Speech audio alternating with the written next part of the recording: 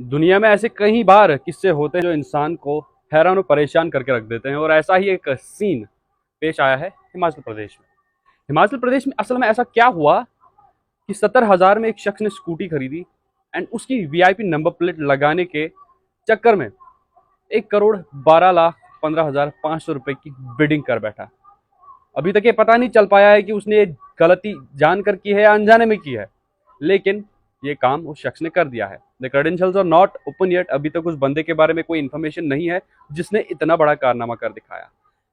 कहाँ स्कूटी की कीमत है 70,000 और कहाँ 1,12,15,500। यानी कि अगर आप हिसाब लगाने बैठ जाएंगे, 1 लाख रुपए अगर आप एक स्कूटी की कीमत भी लगा लें मैक्सिमम, तो भी वो शख्स 112 स्कूटीज खरीद सकता था। कोई मजाक की बात नहीं। यानी कि अपने आप में एक शोरूम खोल देता वो शख्स जिसने वीआईपी नंबर प्लेट लगाने के चक्कर में 1,12,15,500 रुपए की बोली लगा दी।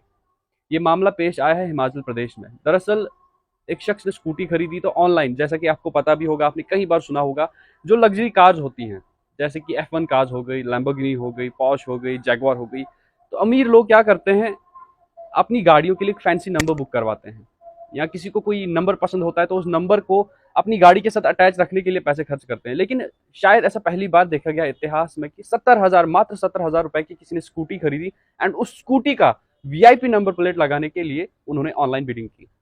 ट्रांसपोर्ट एंड लाइसेंसिंग अथॉरिटी के मुताबिक कुल 26 लोगों ने इस बिड में हिस्सा लिया था, और जो लास्ट में बिड सबसे टॉप पे आई, L1 बिड, यानी किसे कहा जाता है लेवल 1 बिड, जो कि कंफर्म की गई, उसकी कीमत 1,12,15,500 रुपए बताई गई। यानी कि जो मैं आपको पहले भी बता चुका हूँ, इतने में शख्स 112 स्कूटीज खरीद सकता था, अपने आप में एक शोरूम खोल सकता था। लेकिन फिर भी उस शख्स ने आगे पीछे कुछ नहीं देखा एंड ये बिड स्टार्ट करके एंड भी कर दी।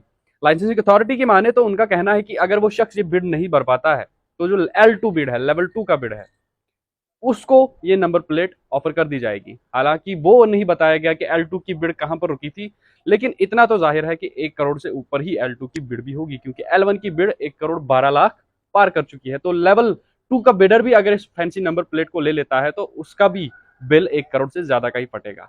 मोस्ट ऑफनली क्या होता है, लोग मजाक के तौर पर ऐसी बिडिंग ऑनलाइन स्टार्ट कर देते हैं एंड उसके बाद लाइसेंसिंग एंड ट्रांसपोर्ट अथॉरिटी को इसका खामियाजा भुगतना पड़ता है। तो इन चीजों से निपटने के लिए वहां के ARTO ने भी कहा है कि आने वाले टाइम में हम एक ऐसा ऑर्डिनेंस पास करेंगे, ऐसा लॉ बनाएंगे कि जो भी ऑनलाइन बिडिंग करेगा उससे पहले उस अमाउंट का 30% डिपॉजिट करना होगा। यानी कि उसके बाद अगर वो पूरा पैसा डिपॉजिट ना भी कर पाए तो भी 30% का नुकसान उसे होगा, जिससे ये बात, एक बात तो जाहिर है कि मजाक और खेल कूद के लिए कोई ऐसी बिडिंग, ऑनलाइन बिडिंग में पार्टिसिपेट नहीं करेगा, क्योंकि इसकी वजह से काफी ज्यादा प्रॉब्लम्स क्रिएट होते हैं। ऑनलाइन बिडिंग, ये तो आपने कई बार सुना होगा, बिडिंग यानी कि बोली लगाई जाती है किसी भी चीज को हासिल करने के लिए। अक्सर आपने पुरानी मूवीज में नीलामी वाले सीन्स देखे होंगे जिनमें घर नीलाम होते थे, प्रॉपर्टी नीलाम होती थी, फैक्ट्रीज नीलाम होती थी। तो आजकल ऐसी चीजें नीलाम होती हैं जैसे कि नंबर प्लेट HP 999999, यानी कि पहले तो HP है हिमाचल प्रदेश, उसके बाद आपको 6 बार 999999 देखने को मिलता है। तो ऑब्वियसली एक अट्रैक्टिव नंबर प्लेट है। एक बार जिस बंदे ने देख लिया, लाइफ टाइम के लिए याद हो गया। एंड थोड़ा प्रॉब्लम भी है क्योंकि कभी कभार आप ट्रैफिक जोन्स में फंस जाते हैं, तो उस टाइम में नंबर प्लेट आपके लिए प्रॉब्लम भी कर सकता है।